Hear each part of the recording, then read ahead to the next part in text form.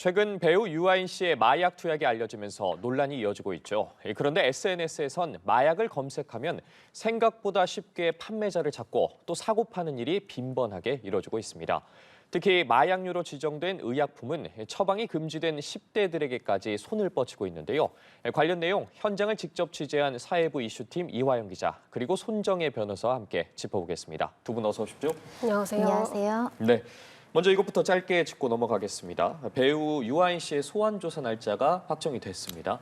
이 구속영장이 발부될지도 좀 궁금하고요. 앞으로의 수사 상황 어떻게 보십니까? 네, 피의자 신분으로 금요일 24일 날 이제 소환 조사가 예정되어 있다라고 보이는 상황입니다. 일단 유아인 씨 같은 경우는 4가지 이제 종류의 마약이 이제 검출이 됐는데요. 뭐 프로포폴을 포함해서 대마 그리고 코카인, 케타민 4종류에 대한 검출이 있기 때문에 수사 과정에서는 방법, 일시, 횟수 그리고 누구랑 같이 어디에서 했는지 여부들을 집중적으로 이제 추궁할 것으로 보이고 이미 이제 체내에서 성분이 검출된 게 있기 때문에 횟수나 일부 방법에 대해서는 정상적인 상황이라면 일부 자백이 있어야 되는 상황이기도 합니다. 예. 그렇게 이제 공소 사실의 구체적인 일자나 이런 것들이 이제 파악이 된다라고 보시면 될 것 같고요. 다만 유아인 씨 같은 경우는 마약류 범죄로는 처벌이 초범으로 분류될 수 있습니다. 사실 예. 마약은 수십 번, 수백 번을 하더라도 법률적으로 처벌을 받았는가 안 받았는가 초범에 굉장히 중요한 요소이기 때문에 실제 구속되기보다는 또 불구속 기소돼서 재판받을 가능성이 꽤 많은 상황이 아닐까 생각이 들고요. 예. 유아인 씨한테 처방한 의사가 구속영장이 이제 신청이 됐다 기각된 전례가 있거든요. 좀 구체적인 수사 경위를 살펴봐야 되겠지만 대량으로 거래를 하는데 가담하지 않는다고 한다면 불구속 가능성도 꽤 있습니다. 네, 그렇군요. 이 마약류 의약품 처방 오남용과 밀거래 상황 본격적으로 알아볼 텐데요. 병원에서 의료용 마약류를 직접 처방받았다고 들었습니다. 간단하게 설명 좀 해주시죠. 네, 우선 의료용 마약류는 식품의약품안전처 사이트에 검색만 해보면 다 나오는데요. 제가 처방받은 건 식욕 억제제로 이제 단기간에 체중을 좀 감량하기 위해 쓰이는 약품입니다. 식욕 억제제도 여러 종류가 있는데 특정 약품 이름을 대면서 이제 먼저 제가 병원에 처방이 가능한지 물었는데 예. 무작위로 여러 병원에 문의했더니 바로 처방이 된다고 한 병원이 있었고 또 제가 문의한 약품은 처방이 되지 않는다고 말하는 병원도 있었습니다. 처방이 된다고 한 병원에서는 의사와 간단하게 상담을 한 뒤에 처방전을 받을 수 있었는데요. 사실 처음에 문의했을 때만 해도 이게 정말 처방이 될까 스스로 좀 궁금했었는데 실제로 크게 어렵지 않았고 시간도 오래 걸리지 않았습니다. 궁금한 게 해당 약품을 처방받는데 따로 기준이 있지 않나요? 네, 제가 받은 거는 이제 식욕 억제제라서 식약처에서 안전 사용 기준이라고 하는 게 있는데요. 다른 기저질환이 없으면 우선 체질량 지수라고 하죠. 그런 BMI가 30 이상이어야 합니다. 체질량 지수는 체중을 키의 제곱으로 나눠서 계산하는데요. 제가 키가 160cm니까 저 체질량 지수표를 보면 80kg 정도는 되어야 30을 넘습니다. 그런데 처방을 위해서 한 병원에서 측정했을 때 체질량 지수가 제가 정상 체중이었고 그랬는데도 불구하고 빠르게 살을 빼고 싶다고 하니까 이런 사용 기준이 크게 문제 삼지 않는 것 같았습니다. 또 처음 처방을 받은 병원에서는 아예 제 몸무게를 재지도 않았습니다. 예. 또 의사와 그냥 간단하게 상담을 한 뒤에 바로 처방이 이루어졌습니다. 네, 들으신 것처럼 이 체질량 지수 등 사실 사용 기준이 있는데 이게 지켜지지 않는 게 대다수인 것 같거든요. 강제 조항이 아니라서 그런 건지 뭐 궁금한데 어떻게 보십니까? 명확한 기준을 설정하는 게 좀 어렵다라는 측면도 있고 사후 규제나 관리 감독이 좀 철저하지 않은 측면도 기인하는 것 같습니다. 예를 들면 의사 입장에서 나는 이 정도가 적정한 범위라고 처방을 했지만 이미 이 환자는 여러 가지 의료 서핑을 통해서 병원에서 다량의 의약품을 구매했을 수 있거든요. 예. 그러다 보니까 껌껌이 의사한테 과도하게 이것을 뭐 그 처방을 어느 정도 약만 해라 이런 기준을 설정하기 어려운 데가 문제가 있는 것이고요. 특히 약을 타는 소비자, 환자 입장에서 예를 들면 의사가 28일, 한 달에 걸쳐서 천천히 먹어야 된다고 설명하지만 이것을 다른 목적으로 뭐 단기간 내에 먹던가 또 유통을 하거나 판매할 경우에 이것을 사후 감독하기 어려운 허점들이 있기 때문에 병원에서도 좀 방만하게 처방하는 경우가 있고 예. 또 이 약을 구매하는 입장에서도 철저하게 기준이라든가 복용 방법을 지켜야 되는데 의학적인 목적이 아니라 다른 목적으로 사용하다 보니까 폐단이 발생하고 있습니다. 네, 해당 약품이 또 향정신성 의약품이어서 부작용 등이 또 있지 않습니까? 네, 말씀하신 대로 실제로 제가 의사와 얘기를 했을 때도 부작용에 대한 이야기를 굉장히 많이 했습니다. 우선 약을 복용하면 불면증이 생길 수 있다는 말을 했고요. 그래서 제가 처방받은 병원 모두 저녁에는 이 약을 복용하지 않는 게 좋다고 말을 했습니다. 또 해당 약품의 주 성분 때문에 가슴이 두근거리거나 손발 저림도 올 수 있다고 주의사항을 안내했고요, 실제로. 그런데 처방받은 병원에서는 부작용이 세서 이렇게 추천하지 않는다는 말을 직접적으로 하기도 했거든요. 그런데 환자인 제가 원하면 해드릴 수 있다. 이렇게 이제 다시 말을 해줬습니다.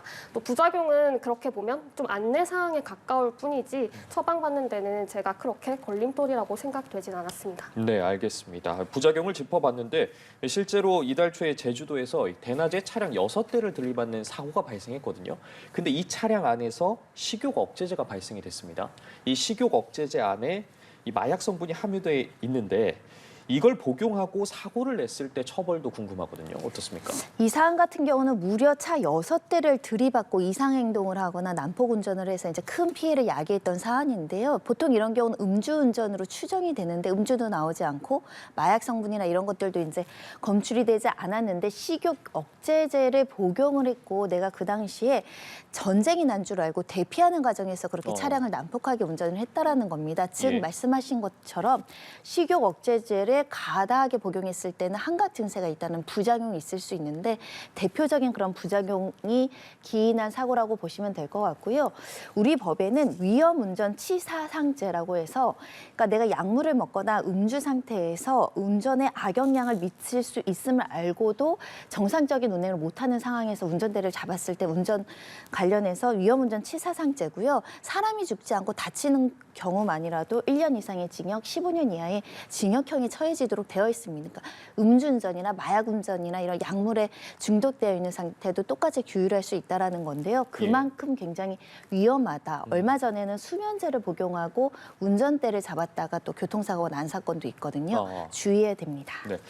말씀해 주신 사건들만 봐도 과다 복용이 상당히 위험해 보이는데 그런데 이 같은 약을 여러 병원에서 처방받는데 문제가 없다고 들었습니다. 네, 실제로 제가 1시간 동안 같은 동네 병원을 돌면서 3주치의 약을 처방받았는데요.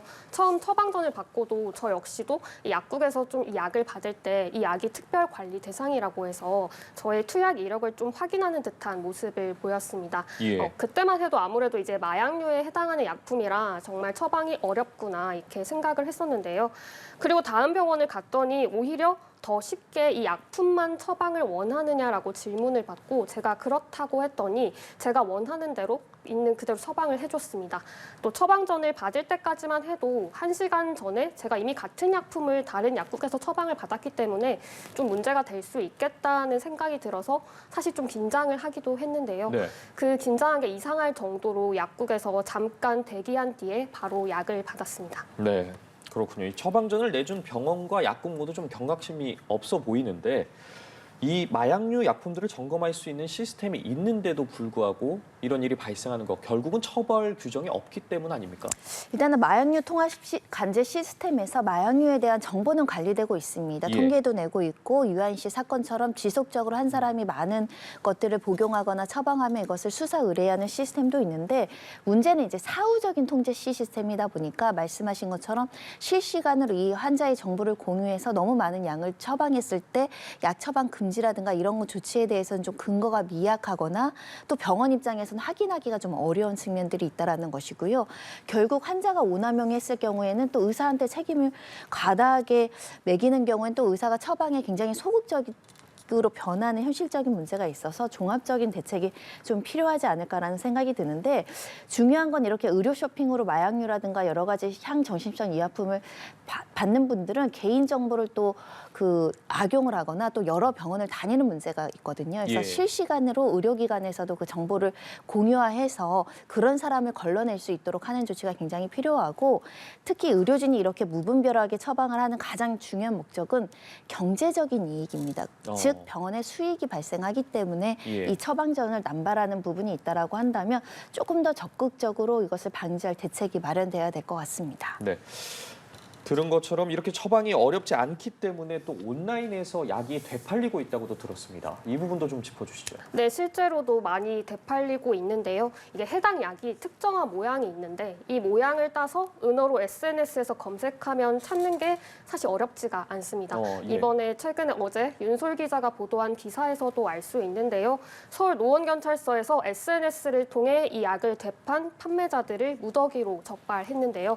이 약은 마약류에 해당해서 마약류 관리법에 따라 본인이 처방을 받았다고 하더라도 사고 파는 일은 금지돼 있습니다. 특히 만 16살 이하에는 처방 자체가 금지돼 있어서 저처럼 이제 성인이 처방을 받고 약을 되파는 형태로 이루어지는 건데요. 제가 이번에 사실 처방받기 전에 실제로 SNS를 통해서 판매자를 찾아서 만나봤는데 예. 나이는 거래할 때 묻지 않는다고 하더라고요. 어. 그 장면 직접 보시겠습니다. 거래는 익명으로 이루어지고 판매자도 나이를 묻지 않습니다. 내 개인정보인데 굳이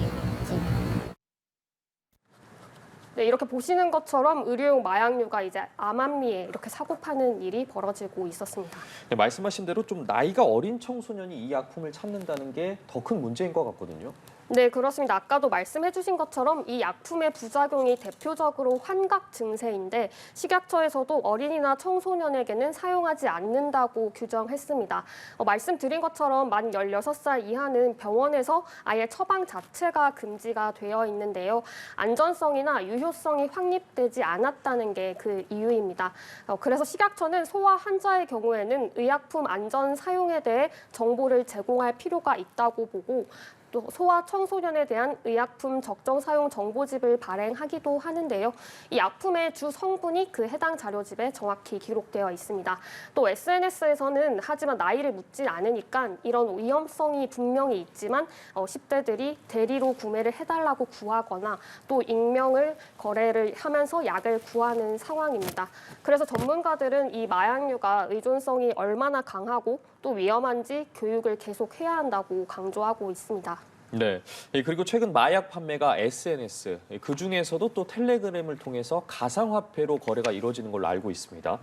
텔레그램의 경우 이 메시지가 저절로 삭제가 되기 때문에 이 마약 종류나 마약 시기, 그러니까 판매 시기 특정이 안 되면 기소가 좀 어렵다는 문제가 제기되고 있거든요. 이 부분은 어떻게 봐야 될까요? 네, 현실적인 문제입니다. 왜냐하면 공소장이라는 것은 범죄 사실을 육하원 측에 따라서 특정을 해야 피고인의 방어권을 보장할 수 있기 때문에 어느 정도의 범죄 사실을 특정해 줘야 되는데 일단 범행 자체를 부인하는 피고인이 만약에 있다고 한다면 예전 같은 경우는 누구로부터 샀잖아요. 그러면 예. 공범에서 진술이라도 맞춰서 이제 일정이라도 그 특정할 수 있는데 이런 텔레그램 같은 경우는 은폐 수단으로 굉장히 적절하게 활용되고 있고 특히 이 해당 업체도 정보 공유를 해주지 않는 대표적인 그 업체라고 알려지고 있기 때문에 서로 대화 내용도 차단되어 있을 뿐만 아니라 IP나 여러 가지 이제 실명이나 이런 걸 조회한다고 하더라도 추적이 상당히 어렵다라는 겁니다. 예. 오히려 그런 점을 악용해서 이제 범죄자들이 여기에서 은어나 이런 것들을 검색하게 하고 접촉을 하게 되고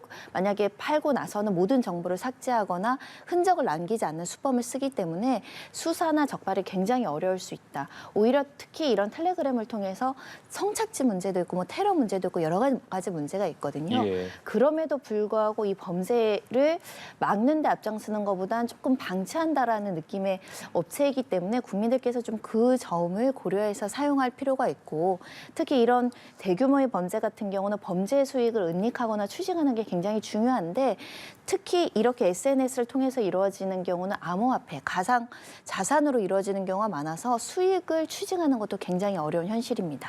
네. 사실 의료용이라고는 하지만 이렇게 좀 쉽게 처방이 되고 거래가 된다면 오남용 위험이 상당히 커 보이거든요. 어떻습니까? 네, 실제로 말씀하신 것처럼 제가 아까 1시간 동안 3주치 약을 처방받았다고 말씀드렸는데요. 식약처에서는 이 약은 4주 이내의 기간 동안 투여를 해야 한다고 정리를 해놨습니다. 제가 여러 병원을 돌면서 3주치를 처방받았으니까 일주일치만 더 받으면 이제 권고한 대로 한 달치 약을 받게 되는 건데 이 약을 말씀하신 것처럼 제 마음대로 한 번에 복용할 수도 있는 거거든요. 그러니까 쉽게 말해서 의료 쇼핑을 하고 하고 또 마약류에 중독이 될 수 있다는 건데 이런 오남용 위험에도 제가 이 약을 처음 처방받는 거고 그렇다 보니 투약 이력이 당연히 없기 때문에 좀 더 쉽게 처방이 되는 현실이라고 느꼈습니다. 아직 나이가 어린 10대들은 위험성을 모르고 또 약을 복용해서 부작용이 나타날 수 있는 환경이라 이 취재를 하면서 좀 더 주의 깊게 살펴봐야 한다는 생각이 들었습니다. 예, 이 치료 목적으로 허용되는 약품을 먹고 마약에 중독되는 상황, 나아가서 의료 사고가 아닐까 이런 생각까지도 들거든요. 사실 병원이나 약국에서 경각심을 좀 먼저 가져야 될 것 같은데 관련한 대책들이 좀 있겠습니까? 해외에서는 실제로 이런 식욕 억제제 등과 이제 마약류 관련한 진통제로 오남용해서 환자가 사망에 이르게 된 경우에 형사처벌하는 전례도 있고 큰 사건으로 비화되기도 합니다. 예. 근데 우리나라 같은 경우는 이렇게 마약류 관리법을 실질적으로 위반하지 않는 이상 의사들한테 이렇게 형사처벌을 시킨다거나 과도한 어떤 책임이나 의무를 부여하기는 좀 현실적으로 어려운 부분이지만 워낙에 마약류 오남용이 전 세계적으로 우리나라에서 굉장히 빈번하게 일어나고 있고 특히 약물 자체에 대한 오남용도 굉장히 많기 때문에 이 의사들에 대한 교육과 대책, 나아가서는 정확한 가이드라인을 제시할 필요가 있다는 것이고요. 일단 시스템이 있어서 정상 범위를 초과해서 처방하는 경우에는 이 의사들에게 경고 조치도 하고 나아가서는 시정되지 않으면 처방 금지 명령도 나온다고 합니다. 조금 더 적극적인 모니터링 그리고 사후 감독이 필요해 보입니다. 네, 알겠습니다. 두 분 말씀 오늘 여기까지 듣겠습니다. 지금까지 사회부 이슈팀 이화영 기자 그리고 손정혜 변호사와 이야기 나눠봤습니다. 두 분 고맙습니다. 감사합니다.